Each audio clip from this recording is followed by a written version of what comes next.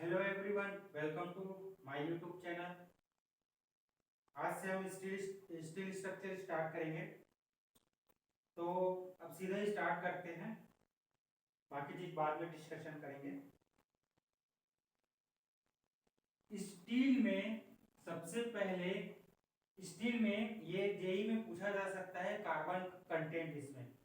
तो स्टील में क्या होता है, पहला जो रॉट आयरन होता है, अगर मैं रॉट आयरन की बात करूं तो लेस देन 0.1% क्या होता है, इसमें कार्बन कंटेंट होता है।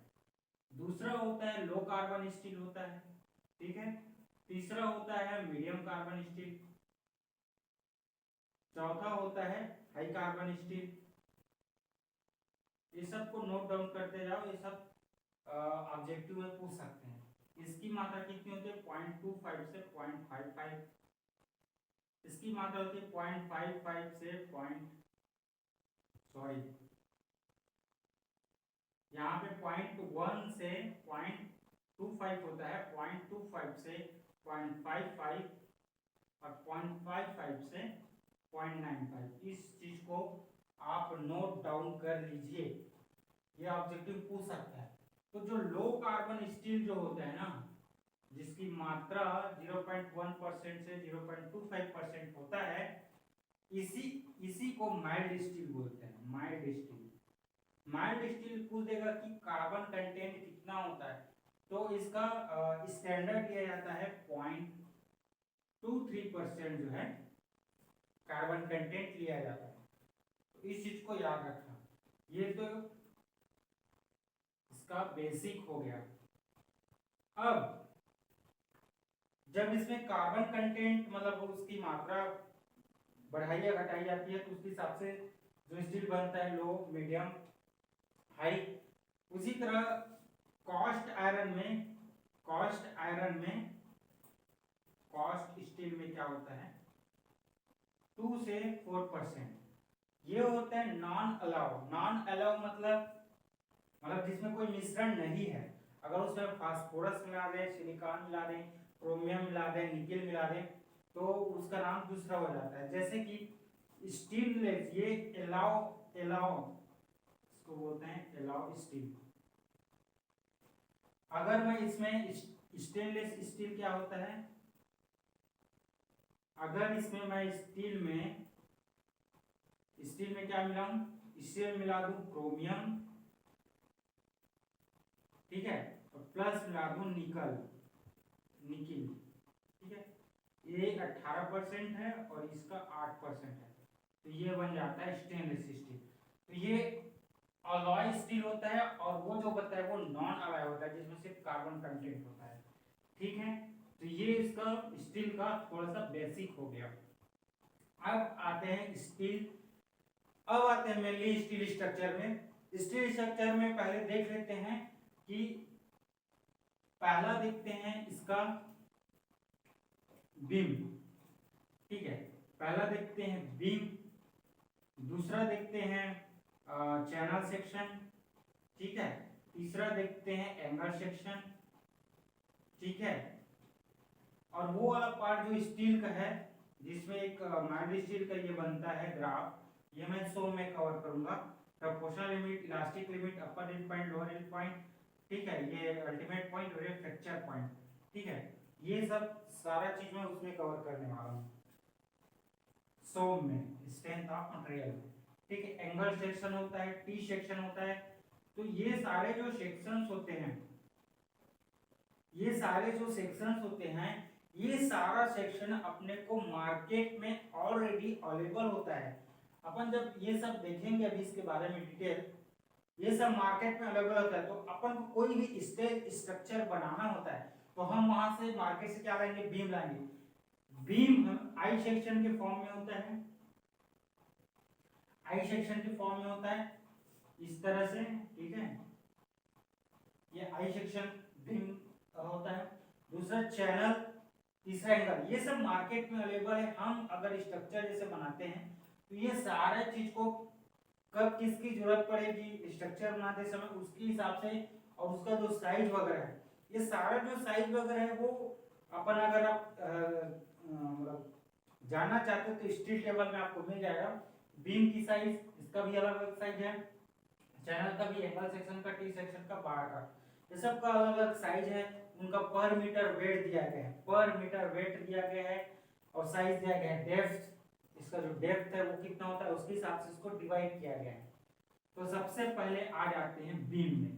तो बीम जो है 5 प्रकार के होता है, 5 प्रकार के होता है, मतलब पहला होता है ISLB, दूसरा होता है ISMB, तीसरा होता है ISWB ले सकते हैं, चौथा होता है ISHB, और पांचवा होता है ISJB। ISLB होता है इंडियन स्टैंडर्ड लाइट वेट। मैं जो बोल रहा हूँ ना उसको आप नोट डाउन करते जाएं तो आपका नोट मतलब साथ साथ बनते जाएगा, ठीक है। तो मैं जो बोल रहा हूँ उसको आप नोट डाउन करते जाएंगे तो आपका नोट्स भी बनते, जैसे मैं अगर बोल दिया ISLB तो Indian standard light weight beam, तो आप उसको लिख लीजिए, बिल्कुल लिख लीजिए, लाइट वेट बीम, ठीक है। अब इसका थोड़ा डिस्क्रिप्शन देखते हैं, मैं सिर्फ डिस्क्रिप्शन दूंगा, आप उसको नोट डाउन कर लेंगे। अगर नहीं समझ आएगा तो वीडियो को पॉज करके फिर नोट डाउन आप कर सकते हैं। एमबी का होता है मीडियम वेट बीम, इसका होता है वाइड बीम, इसका होता है हैवी बीम, इसका होता है जूनियर बीम, ठीक है। लाइट वेट बीम को कहाँ, अच्छा इसको कैसे दर्शाया जाता है, इसको दर्शाया जाता है जैसे कि ISLB मान लो 300 @ 58.5 kg/मीटर, इसका मतलब क्या पता है, ISLB 300 @ 58.5 kg/मीटर का मतलब ये डेप्थ होता है, हमेशा याद रखना जो पहला वाला होता है वो डेप्थ होता है। और मान लो ये आई सेक्शन है, मान लो ये आई सेक्शन है, ठीक है, इसका टोटल जो डेप्थ होता है वो 300 होता है, ठीक है, mm में होगा। और ये जो है इसका पर मीटर इसका वेट है 58.5, इस तरह से इसको दर्शाया जाता है, ठीक है। तो ISLB कहाँ यूज करते हैं, जहां जो सेकेंडरी बीम यूज होता है वहां पे यूज करते हैं। तो प्राइमरी बीम क्या होता है और सेकेंडरी बीम क्या होता है, मैं ऐसे ही इसको ओरली समझा देता हूँ। प्राइमरी बीम वो होता है जो मेन लोड को डिस्ट्रीब्यूट करता है, मेन जो जितना लोड आने वाला है उसको, मेन जो लोड होता है उसको डिस्ट्रीब्यूट करता है, और जो उसके बाद जो छोटा मोटा उसका जो वेट होता है उसको जो सेकेंडरी बीम होता है, सेकेंडरी जो मेंबर्स होते हैं वो लेता है। जैसे कि पर्लिन, पर्लिन बेस्ट एग्जांपल है आपका ISLB के लिए, लाइट वेट बीम के लिए सबसे बेस्ट एग्जांपल है क्या, पर्लिन। इंडस्ट्रियल रूप में इसको पढ़ेंगे अभी, उसको डिटेल पढ़ेंगे। ISMB क्या है, ISMB मीडियम वेट बीम, इसका कहाँ यूज होता है, इसका क्या होता है, जो आई सेक्शन होता है, मान लीजिए आई सेक्शन है, आई सेक्शन है, इसका कोई एक्स एक्सिस होगा और ये वाई एक्सिस होता है। तो एक्स एक्सिस जो है, मान लो ये बीम है, आई बीम है, तो इसका जो एक्स एक्सिस क्या होगा, ये वाई एक्सिस होगा, और ये जो है एक्स एक्सिस होगा। अगर ऐसे देखें तो ये मान लो ये एक्स एक्सिस है और ये वाई एक्सिस है, ठीक है। तो इसमें क्या होगा, इसका जो एक्स एक्सिस के अराउंड जो मोमेंट ऑफ इनर्शिया होता है वो स्ट्रांग होता है, वो स्ट्रांग होता है, जबकि जो ISWB है उसका वाई एक्सिस के अराउंड मोमेंट ऑफ इनर्शिया इसका हाई होता है। इसके कारण से जो लेटरल बकलिंग होगा, लेटरल बकलिंग कहने का मतलब ये है कि मान लो ये वाई एक्सिस है और ये जो है क्या है, एक्स एक्सिस है, ये वाला मतलब ऐसे समझ लीजिए, ये एक्सिस है, तो ये जो है ऐसे करके बकल हो जाएगा, कौन, ISLB, क्योंकि एक्स एक्सिस के अलाउंग क्या होता है, ये मतलब कमजोर होता है, सॉरी इसका ISMB का एक्स एक्सिस के अलाउंग क्या होता है, मोमेंट ऑफ इनर्शिया हाई होता है। तो जो वाई एक्सिस होगा ना, ये जो वाई एक्सिस वाला पार्ट है वो इसका कमजोर होगा, तो लेटरल बकलिंग जो होगा, लेटरल बकलिंग का मतलब ये इस तरह से बकल हो जाएगा, लेटरली बकल होगा, ऐसे बकल नहीं होगा, ऐसे बकल नहीं होगा, और ये ऐसे है तो ऐसे बकल नहीं होगा, क्योंकि इसके अलोंग मतलब ये जो वाई एक्सिस है इसके अलोंग एक एक्स एक्सिस इसका स्ट्रेंथ मतलब इसका हाई है, मोमेंट ऑफ इनर्शिया, ये जो y एक्सिस है वो कैसे बकल होगा, ऐसे करके ये बकल होगा, ठीक है। उसी तरह ISWB यानी वाइड बीम का y एक्सिस में जो मोमेंट ऑफ इनर्शिया है वो हाई होता है, इस कारण से इसका जो लेटरल बकलिंग है वो भी हाई होगा, ठीक है। मतलब इस तरह से ये बकल नहीं होगा आसानी से, इसका लेटरल बकलिंग, ठीक है। ISHB जनरली कॉलम यूज करते हैं, नोट डाउन करते जाएंगे, कॉलम यूज करते हैं। और ISJB जनरली छोटा छोटा जो स्ट्रक्चर्स होता है उसमें यूज करते हैं, junior view, Indian standard junior view. Moment of inertia कहने का मतलब ये है, जो मान लो एक्स एक्सिस के अलोंग इसका स्ट्रॉन्ग है मोमेंट ऑफ इनर्शिया, तो इसका मतलब ये है, हम जानते हैं इनर्शिया में मतलब क्या होता है कि मान लो कोई भी मतलब अगर जैसे स्ट्रक्चर है वो कहीं ना कहीं वो मूव तो कर नहीं रहा है, वो तो स्थिर है। तो देखो स्थिर मतलब कहने मतलब एक तो उस एक्सिस के अलोंग जो मूवमेंट होगा वो स्ट्रांग होगा, उस एक्सिस में मूवमेंट जो है इतनी आसानी से नहीं होगी, जबकि वाई एक्सिस में आसानी से हो जाएगी ISMB के केस में। लेकिन ISW के केस में ये वाला स्ट्रांग होता है, तो ये वाला आसानी से मूव नहीं होगा, मूवमेंट ऑफ इनर्शिया उसका जो मूवमेंट है वो स्ट्रांग रहेगा, जबकि एक्स एक्सिस का स्ट्रांग नहीं रहता WB का, तो इसमें वो मूव कर सकता है। तो इसका मतलब है कि जो लेटरल बकलिंग होगा, लेटरल बकलिंग कहने का मतलब है कि ये जैसे कॉलम है, तो अगर ये बकल होता है तो ऐसे करके मुड़ जाएगा धनुष टाइप का, तो ये वाला क्या वाई एक्सिस के अलोंग हो रहा है ना, वाई एक्सिस में है, तो अगर ऐसे बकल हो रहा है तो क्या होगा, लेटरल बकलिंग, मतलब ये वाला ऐसे करके बकल हो, तो ये जो लेटरल पार्ट है ये वाला लेटरल हो गया, ये वर्टिकल वाला है, तो लेटरल वाला पार्ट कमजोर है इसमें, ये ISMB में, ठीक है। उसी तरह ISWB का ये स्ट्रांग है, तो ऐसे तो कभी होगा नहीं वो, लेकिन क्या हो सकता है ऐसे नहीं हो रहा है, तो मतलब अगर ये है तो इस मतलब ऐसे करके इसमें तो नहीं होगा, W में Y एक्सिस में है, लेकिन X एक्सिस में होगा, ठीक है। X एक्सिस में क्या हो जाएगा, वो बकल हो जाएगा। इस चीज को याद रखना, पूछा जा सकता है कि IS इसका अगर जेई में क्या पूछा जा सकता है कि ISLB कहाँ पे यूज होता है, ISMB का किसके long moment of inertia high होता है, मतलब कुछ भी क्वेश्चन बन सकता है। ये सारा चीज हो गया अपना बीम से। दूसरा क्या पढ़े थे अपन, एकदम शॉर्ट एंड स्वीट बताऊंगा, ज्यादा एक्सप्लेन नहीं करूंगा, एकदम बस इतना ही अपने को याद भी रखना है एग्जाम में, ज्यादा कुछ करने की जरूरत नहीं है, उसमें डिटेल घुसने की भी जरूरत नहीं है, बस सिंपल भाषा में समझना है। जैसे मैंने सिंपल भाषा में समझाया कि अगर ये स्ट्रॉन्ग है, अगर WB में ISWB में ये वाला बकल हो सकता है, लेकिन ये वाला ISMB में ये वाला क्या है स्ट्रॉन्ग है, तो ये बकल हो सकता है, जब ये स्ट्रॉन्ग है तो ये बकल हो सकता है, एक्स एक्सिस स्ट्रॉन्ग है तो वाई एक्सिस पे क्या हो सकता है, बकल हो सकता है। सिंपल यही समझना है, और इस चीज को अगर मैं जो बोल उसको आप याद रखोगे तो दोबारा पढ़ने की जरूरत नहीं पड़ेगी। तो ये हो गया बीम। अब सेकंड क्या देखे थे, चैनल सेक्शन, ठीक है। बाकी ये जब चैनल सेक्शन वाला जो है ना, उसको ज्यादा कुछ शो करने के नहीं करना नहीं है इसमें, बस नाम याद रख लेना, ठीक है। तो इसमें चैनल सेक्शन में क्या क्या है देख लेते हैं, ठीक है। इसमें भी LC है, ISMC है, SC है और JC है। कहने का मतलब ये है कि light weight channel, light weight कहने का मतलब है स्टील टेबल में आपको पता चल जाएगा कि किसको लाइट वेट बोलते हैं, किसको हैवी वेट बोलते हैं, किसको मीडियम वेट बोलते हैं। ये स्पेशल चैनल हो गए, ये मीडियम हो गए, ये जूनियर चैनल सेक्शन हो गए, ठीक है। इसका कोई ज्यादा स्पेसिफिकेशन नहीं है इसमें, ठीक है। तीसरा जो होता है, तीसरा क्या बताया, तीसरा बताया था मैं एंगल सेक्शन, ठीक है। अब एंगल सेक्शन कहने का मतलब ये है, तीन टाइप का होता है, एक इक्वल लेग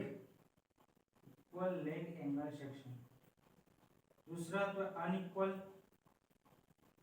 और तीसरा होता है बल्ब। तो अब ये दिखता कैसे है, ये जो चैनल है ना, ये चैनल सेक्शन है वास्तव में ये ऐसे करके रहता है, अगर आप उसको ऐसे इमेजिन करके देखें तो चैनल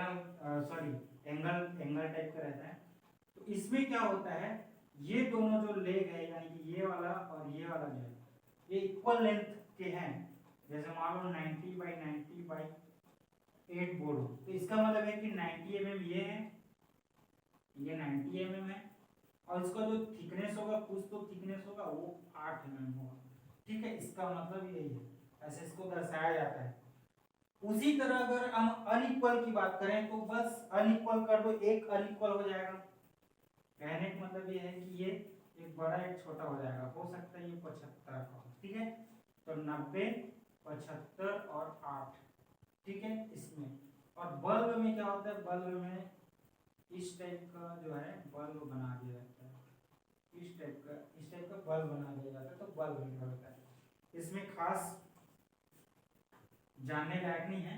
इसमें एक चीज ये बोल सकते हैं कि इसका जो एक्सिस है, एक्सिस जो बनता है वो बाहर से आता है, जैसे कि बाहर से निकल के आता है, ये ऐसे बनता है, ऐसे नहीं बनता। ठीक है, ऐसे बनता है जहाँ आता है। ठीक है, ये इम्पोर्टेंट है, ये छोटा छोटा पॉइंट है, अगर जेई में चाहे तो पूछ सकता है छोटा छोटा पॉइंट को। ठीक है, चौथा आता है टी सेक्शन, इसको जानने की जरूरत ही नहीं है, टी फॉर्म में रहेगा। इसको पढ़ देता हूँ, ISNT मतलब Indian standard normal T section, H T section, short T section, light T section, junior T section, इसको लिख लीजिएगा।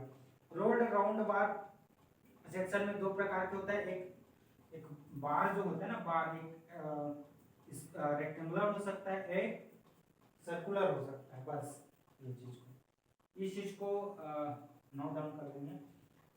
अब नेक्स्ट आते हैं, थोड़ा सा देख लेते हैं।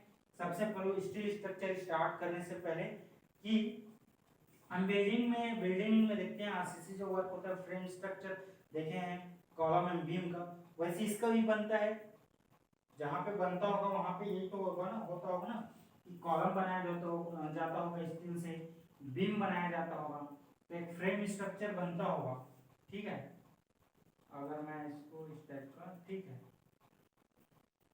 तो कहने का मतलब ये है कि ये बीम हो गया और ये कॉलम हो गया, तो ये सब किससे बना, स्टील से, और एक दूसरे को उसी की मदद से जोड़ा गया। किसकी मदद से बोला मैं, channel section, angle section, T section, round बार, ये सब की मदद से इसको जोड़ा जाता है।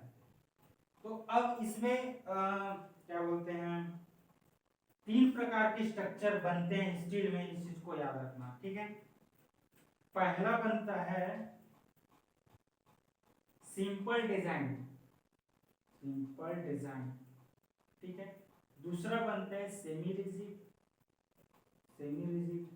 और तीसरा बनता है रिजिड, ठीक है। एक फ्रेमवर्क जब बनता है तो मैं ये वाला पार्ट का डिस्कशन करने वाला हूँ, मतलब अगर ऐसा है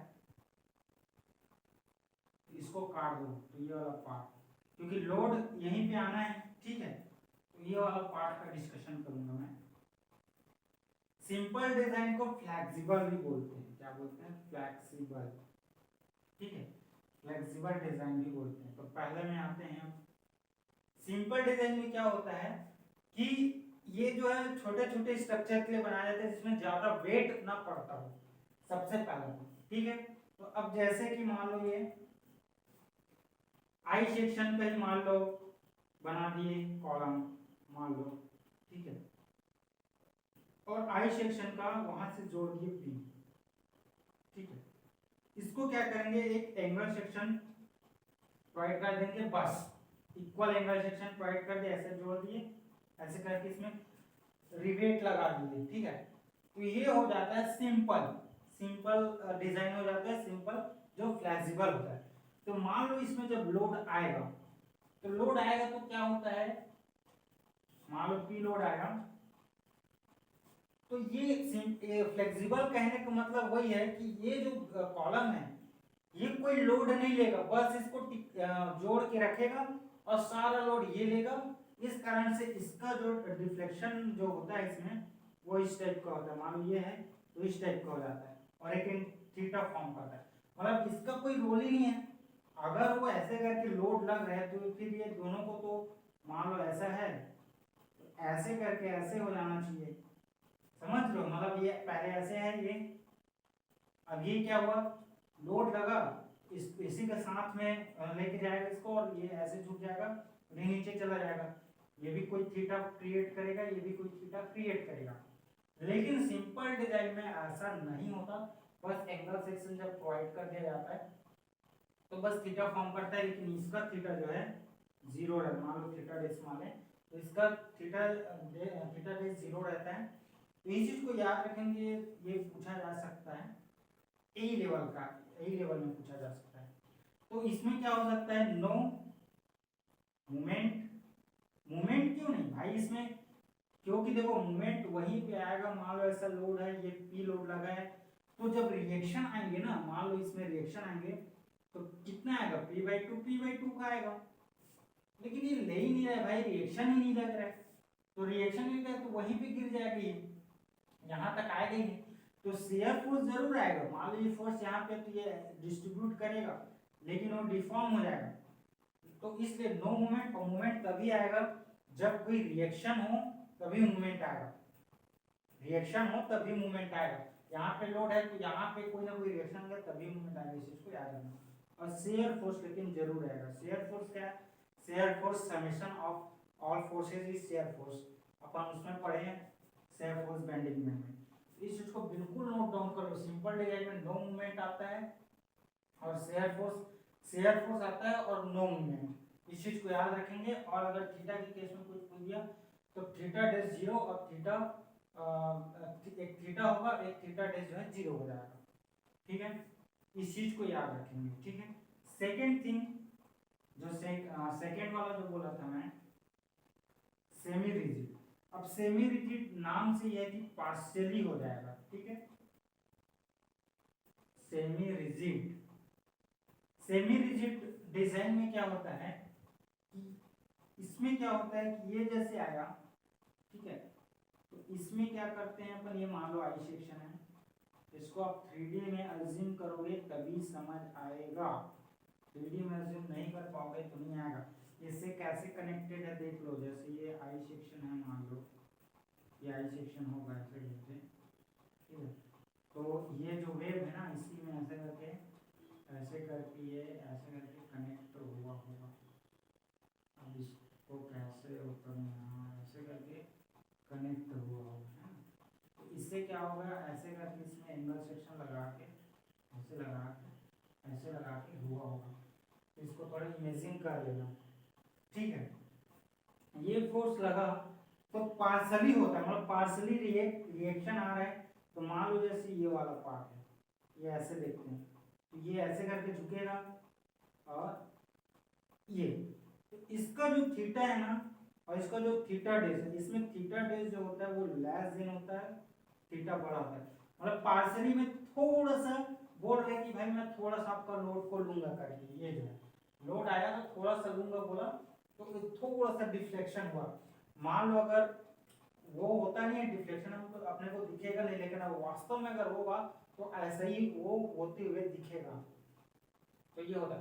तो दो चीज याद रखना, partially movement, partially shear force, और थीटा और थीटा डेस में रिलेशन क्या होगा कि थीटा डेस छोटा हो जाएगा थीटा से, ठीक है, इस चीज को याद रखना। ये होता है सेमी रिजिड डिजाइन। सेम अगर हम चौथा बात करें, सॉरी तीसरा बात करें रिजिड का, तो रिजिड का मतलब क्या है, एकदम कठोर, मतलब वो दोनों जितने भी स्ट्रक्चर्स होंगे वो एक मेंबर की तरह काम करेंगे। मतलब ये हिलेगा तो ये भी हिलेगा, ऊपर से हिलेगा तो सारा एक साथ हिलेगा। जैसे अगर ये हो गया तो इसमें क्या होता है, ये जैसे मान लो ऐसे लोड लगाया तो साथ ही ये जो है रोटेट होगा, ठीक है। मान लो ये थीटा है और ये थीटा डेस है, इसमें याद रखना theta dash equal to theta, इस चीज को बिल्कुल याद रखना। और फुल मूवमेंट ट्रांसफर, मतलब फुल मूवमेंट ट्रांसफर होगा इसमें, फुल मूवमेंट ट्रांसफर, ठीक है, इस चीज को याद रखेंगे। और नो शियर फोर्स, अब नो शियर फोर्स कैसे,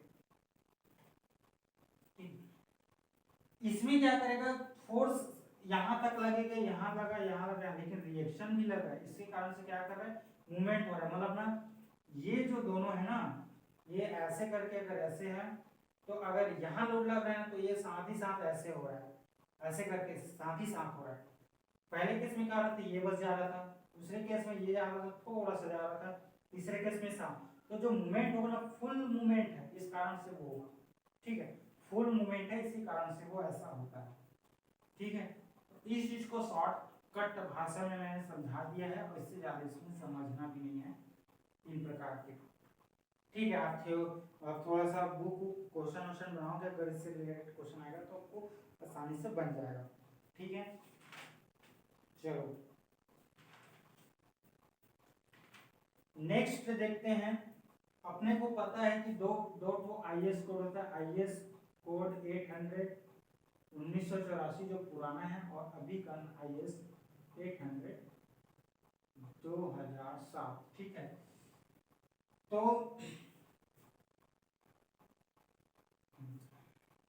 अब इसमें क्या है, इसमें पुराना जो चीज है ना, उसको कुछ कुछ चेंज किया है 2007 में। ठीक है, 2007 में कुछ कुछ चेंज किया है। तो इसमें क्या होता है, स्टील में भी क्या होता है, आरसीसी में पढ़े, स्टील में भी पढ़े हैं कि 3 प्रकार से डिजाइन किया जाता है। एक वर्किंग स्ट्रेस मेथड से डिजाइन किया जाता है,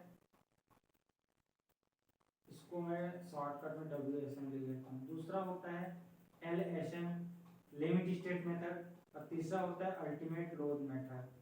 इसको वैसे जनरली नहीं ले जाता, अल्टीमेट लोड मेथड। ठीक है, तो वर्किंग स्ट्रेस मेथड में क्या क्या आएगा और LSM में क्या क्या आएगा जब हम डिजाइन करेंगे, तो इसको थोड़ा सा देख लेते हैं। स्टील स्ट्रक्चर में बस इसको इतना ही देखना है। जैसे कि सॉरी इसमें अब वर्किंग स्ट्रेस मेथड में, मतलब इससे तो आप आज का डिजाइन करते नहीं है, इससे रिलेटेड ना अगर जो जो पार्ट आएगा जो आईएएस कोड में इंक्लूड हो, जो आज भी एग्जाम में पूछते हैं, तो मैं बता दूंगा। तो WSM तो मतलब लेते ही नहीं है, अपन डिजाइन करते हैं LSM से।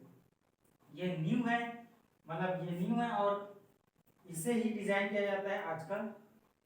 तो इससे रिलेटेड अगर कुछ होगा, कुछ डाटा, उसको अपन तो आगे पढ़ ही लेंगे।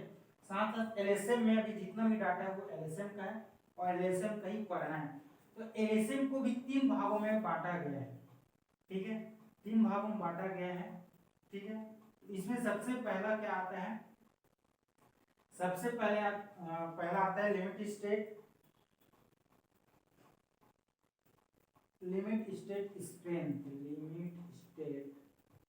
स्ट्रेंथ, और दूसरा आता है लिमिट स्टेट ऑफ सर्विसिबिलिटी।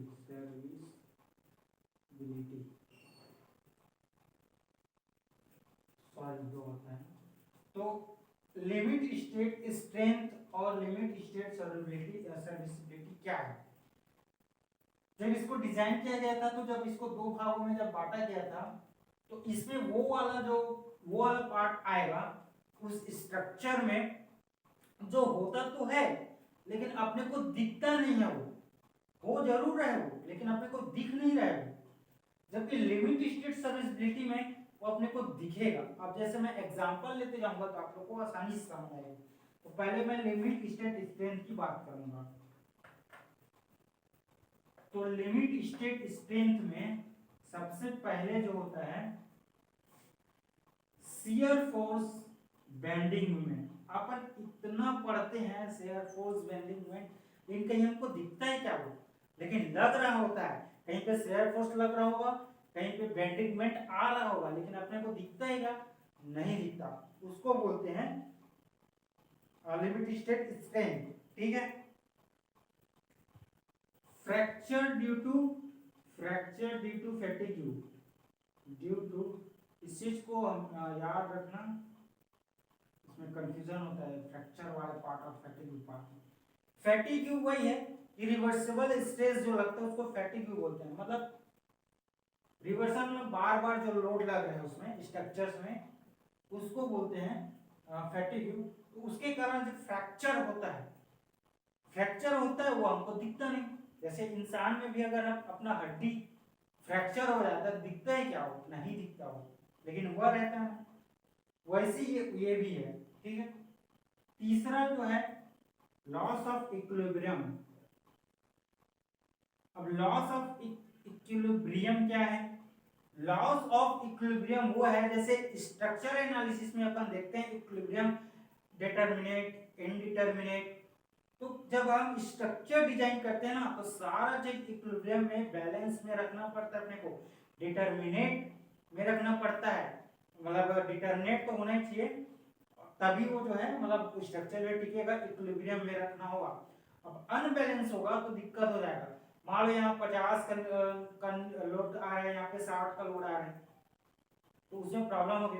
अपने को एक बैलेंस लोड देखना होगा कि मान लो ये 50 यहाँ पे आ रहा है, तो इस पार्ट में मान लो 50 का है, इस पार्ट में अगर 60 का आ रहा है, तो वो इक्विलिब्रियम होता है। तो जो इसमें डिटरमिनेट इनडिटरमिनेट बोलते हैं उसमें, तो मान लो स्ट्रक्चर जो है उसमें बहुत सारे लोड आते हैं, लाइव लोड्स भी आते हैं, इम्पोज्ड लोड भी आते हैं। उसमें क्या है, लॉस ऑफ इक्विलिब्रियम हो सकता है, मतलब बैलेंस बिगड़ सकता है उसका।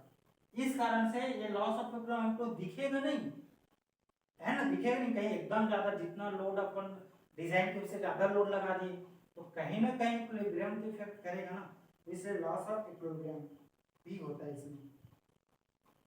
रप्चर ऑफ द स्ट्रक्चर अब हो सकता है ना, रप्चर ऑफ द स्ट्रक्चर, ठीक है। तो ये होता है, क्या होता है, limit state, limit state strength में। अब लिमिट स्टेट सर्विसिबिलिटी की बात करते हैं, ठीक है। तो इसमें क्या क्या होता है, सबसे पहला होता है डिफ्लेक्शन। देखो मैंने क्या बोला था कि लिमिट स्टेट स्ट्रेंथ में वो होता है पर दिखता नहीं है, लेकिन सर्विसिबिलिटी में, लिमिट स्टेट सर्विसिबिलिटी में वो दिखता है। जैसे डिफ्लेक्शन, अगर मान लो ये बीम है, ये डिफ्लेक्ट हो जाएगा ऐसे करके, ये डिफ्लेक्ट हो जाएगा ऐसे करके, ये तो दिखेगा हमें। दूसरा होता है क्रैकिंग, ठीक है, क्रैक वेल्डिंग वगैरह में जो रहता है वो दिखता है अपने को, ठीक है। फ्रैक्चर ड्यू टू फैटिग्यू थी, लेकिन यहाँ पे क्रैक ड्यू टू फैटिग्यू, अगर क्रैक हो रहा है फैटिग्यू के कारण तो वो हो जाता है, ठीक है। तो उस चीज को याद रखना, इसी में कंफ्यूज हो सकता है। लिमिट स्टेट स्ट्रेंथ में फ्रैक्चर ड्यू टू फैटिग्यू था और सर्विसिबिलिटी में क्रैकिंग ड्यू टू फैटिग्यू था। इस चीज को आपको याद रखना पड़ेगा, ठीक है। कोरोजन हो गया, कोरोजन दिख सकता है, बिल्कुल दिख सकता है। कोरोजन, ड्यूरेबिलिटी, ड्यूरेबिलिटी एक्चुअल में ड्यूरेबिलिटी क्या है, उसका स्पान ऑफ लाइफ है, कितना वो टिकता है, कितना वो ड्यूरेबल है, कितना टिक पाता है, वो होता है ड्यूरेबिलिटी। फायर हो गया, अब फायर मान लो लगा तो जाहिर सी बात है वो दिखेगा, स्ट्रक्चर जो है काला काला पड़ जाता है, तो वो फायर वाला भी दिखेगा।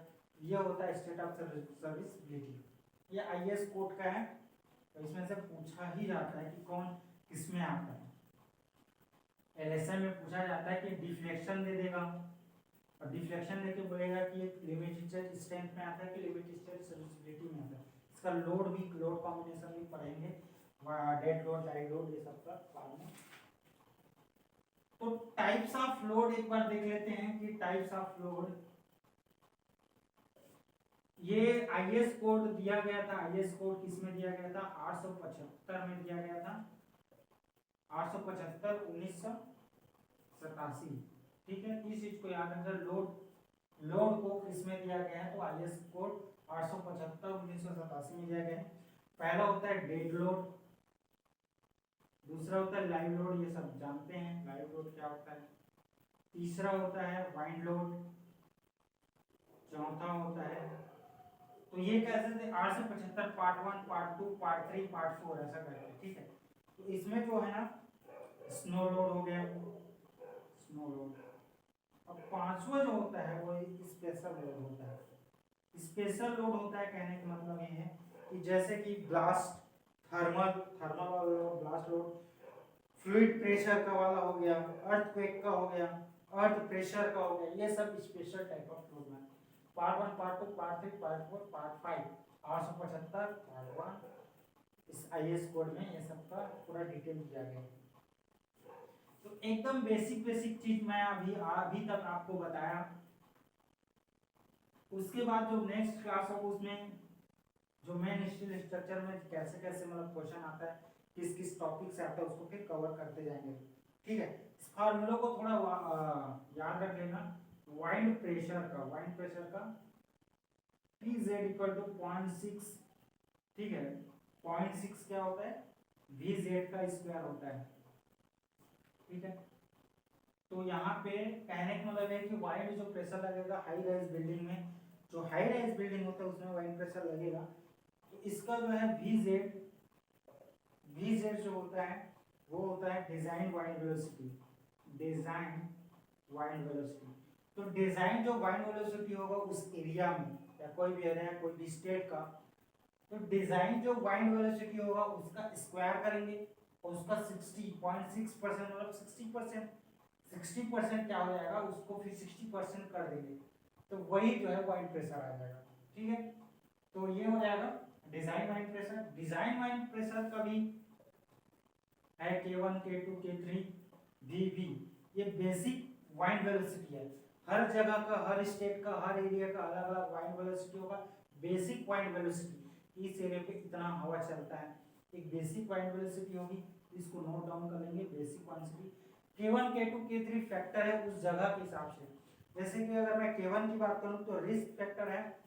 रिस्क फैक्टर कहने का मतलब है कि हो सकता है भाई इतना का स्पीड चल रहा, हो सकता है बढ़ जाए कम हो जाए, तो थोड़ा सा इस चीज को कंसीडर करना पड़ता है। मैं एकदम नहीं बोल सकती इसमें इतना स्पीड का ही वाइंड चलेगा, उसका वेलोसिटी रहेगा वैसे, तो इसलिए रिस्क फैक्टर का मल्टीप्लाई करते हैं। K2 होता है वो टेरेन के हिसाब से होता है, हाइट के हिसाब से होता है, कैसा वहां का टेरेन है।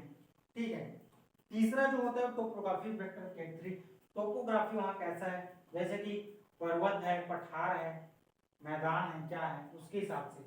तो इस चीज को आप याद रखिए, जो मैं बोल रहा हूँ उसको to the point note down कर लेंगे, बस इससे ज्यादा इससे रिलेटेड नहीं पढ़ना है। ठीक है, तो थैंक यू गाइस, अभी यही क्लोज करते हैं, मैं इसको और कंटिन्यू करूंगा और टू द पॉइंट रहेगा, शॉर्ट में रहेगा, ना ज्यादा एक्सप्लेनेशन में रहेगा, सिंपल। बस ये है कि जितना टॉपिक पढ़ाते जा रहा हूँ उसमें जो जो चीज बता रहा हूँ उसको आप समझ लेंगे और उसको नोट डाउन कर लेंगे, बस इतना ही करना है, इससे ज्यादा कुछ नहीं करना है। तो अभी तो ये बेसिक था, अभी और अच्छा अच्छा चीज आएगा आने वाला है इसमें, अपन उसको नेक्स्ट जो है फिर देखेंगे। ठीक है भाई, धन्यवाद।